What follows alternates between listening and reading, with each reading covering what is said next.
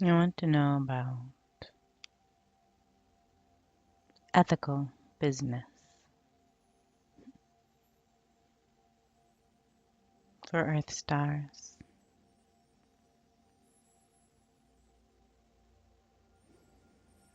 I see a very cheesy looking happy little green earth. Like over exaggerated, like the whole earth is a park. Trees, deciduous, reaching out of the earth's atmosphere, and grass as tall as buildings, kind of like a cartoon. See a little person strolling through the neighborhood on a sidewalk, the lawn's mowed, and everything's kind of pleasant. No, everything's very pleasant. There's a man walking a dog.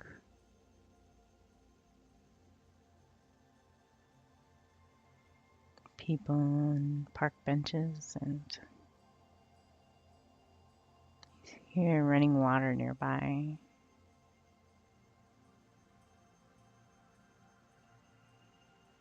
At first, this seemed kind of like a over obvious cheesy symbol, but I'm starting to feel that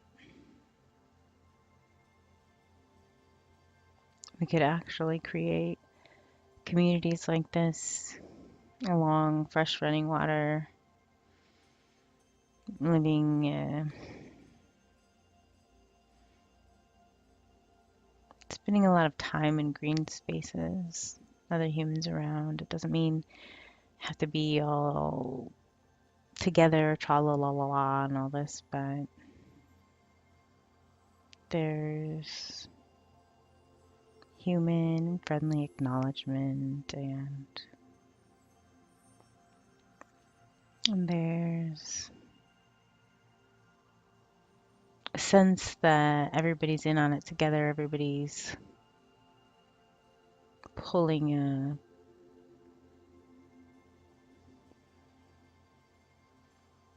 the first word that came was cog, but got some negative perceptual connotations to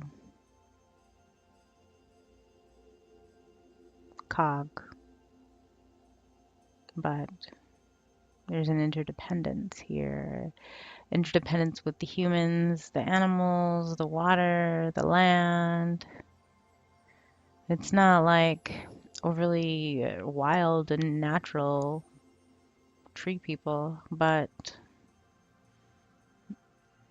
people are around each other and they're working together to keep this space and make this space and build this space and use this space and maintain this space. And there is something very significant about being near fresh running water. Like these communities will be built along rivers, streams.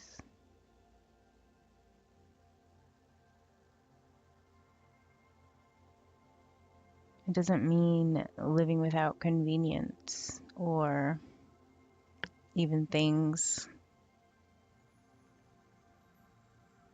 It's just a partnership with each other and our resources, which we don't even see as resources anymore. It's all part of the problem. That perception that our family around us that has a different form than us, or even the ones that are human as well, we see them as resources. We even call the departments that manage the people human resources department.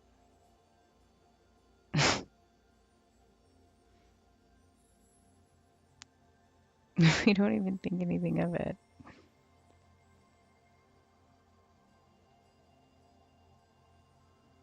There's not so much about the ethics of business, or how policies are made or carried out. Any of this, and there's no images of smokestack buildings or anything like that, even in the distance. But what is important here is the shift in relationality, that everyone understands that everything is connected, and they align with their role in this connectivity. Happily enjoy in the way that they can contribute best. And this is a big part of why people are happy and they experience joy and feel fulfilled and can offer happy, friendly waves as they're jogging by, because they're channeling their energy into who they really are and bringing that unique flavor, transforming it into a way to offer service to the collective. This is how, in this place, they spend the majority of their time. Balance, flow, cooperation.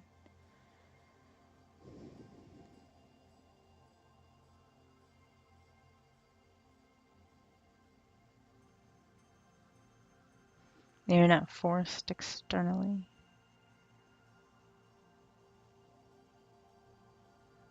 To do anything.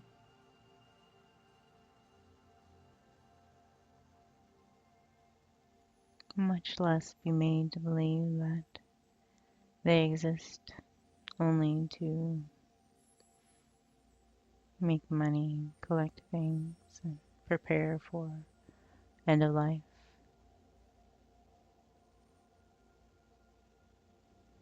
This is all a game, of course. It is built to be one-sided.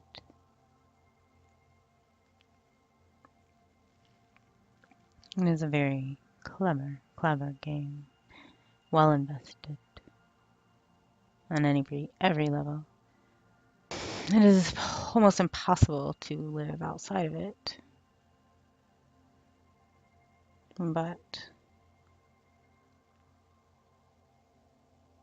there are ways to navigate it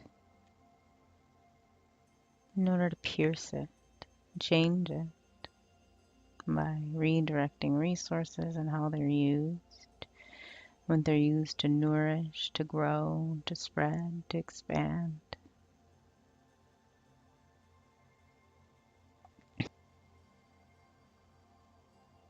There is a new realization this being has come to recently, which helped bring tremendous relief and sinking into the experience of it. And I realized that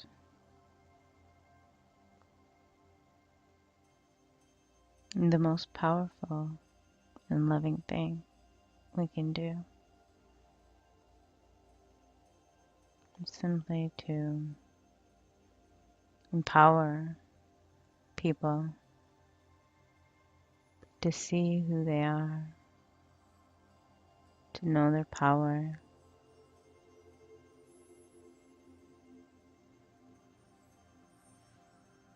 we don't even have to tell them what this looks like or feels like. We can just bring them to the experience.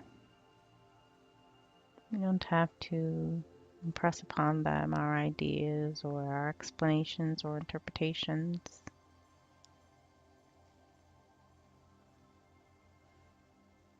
It's not necessary, and it's really a bit invasive. Everyone has their own interface.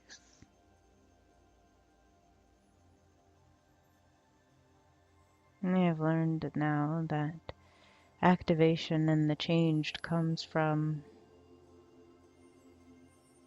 allowing people, encouraging people, offering pathways and presence to show people who they are beyond this third dimensional experience where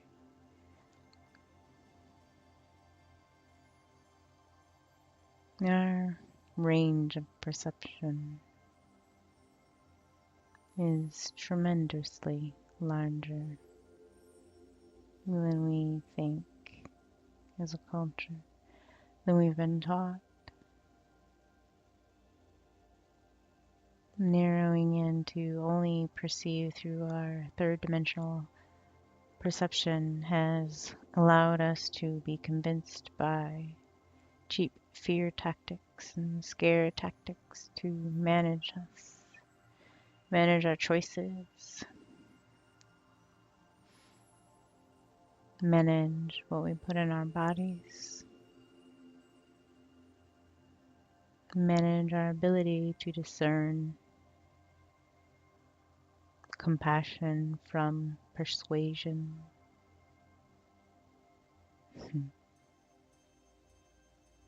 New business is about understanding that we don't create jobs to create jobs.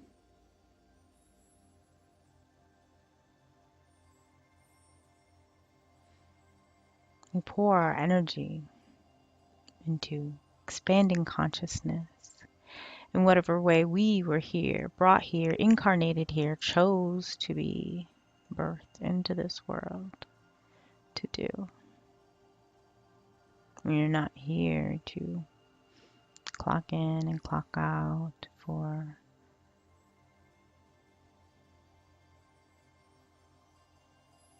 a small percentage of what our time and energy is really worth.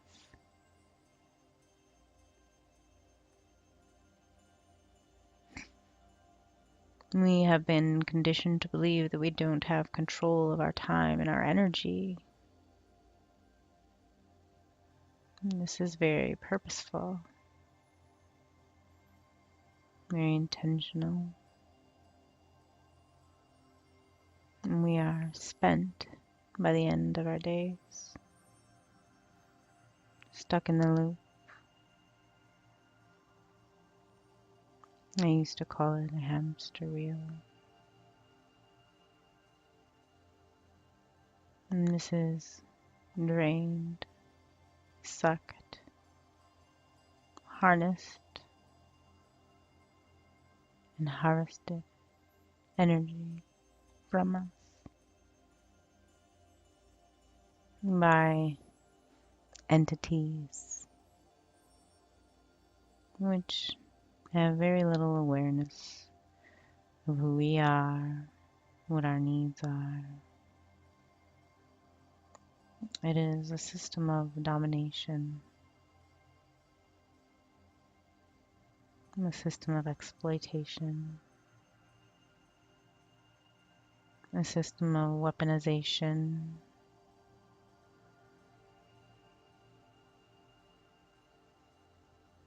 There are too many atrocities happening now in the corporations of the planet.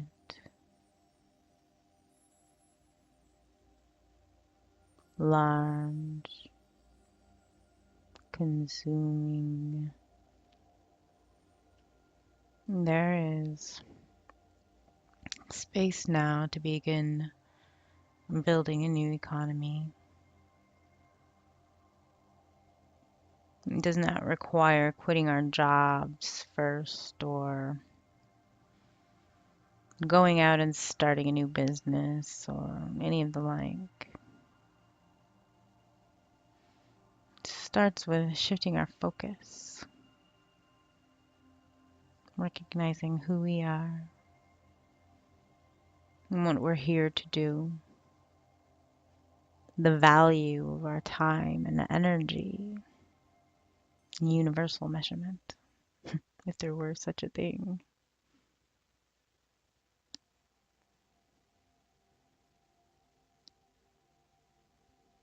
It is about shifting the mentality from competition to cooperation,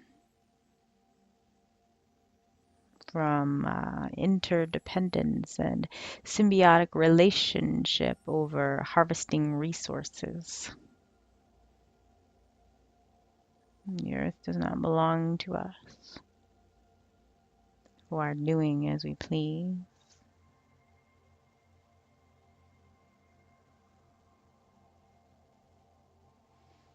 When we can begin to understand the interconnectivity, the interconnectedness of our existence here in this physical plane and every plane.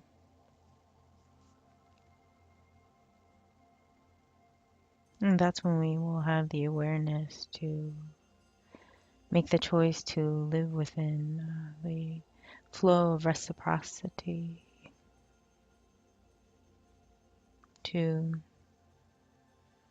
become a beneficial and emanating and nourishing beam and being on this planet. One where our very living and moving through the world extends nourishment, service, awareness, activation, support, whatever is our role here.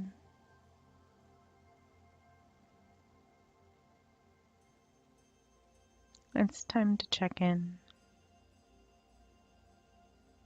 ask ourselves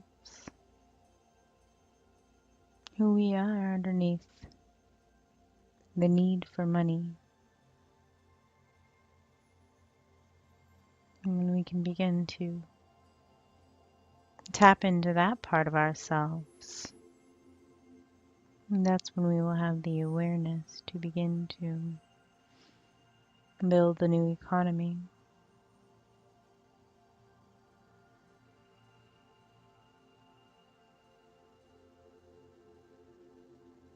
That is all.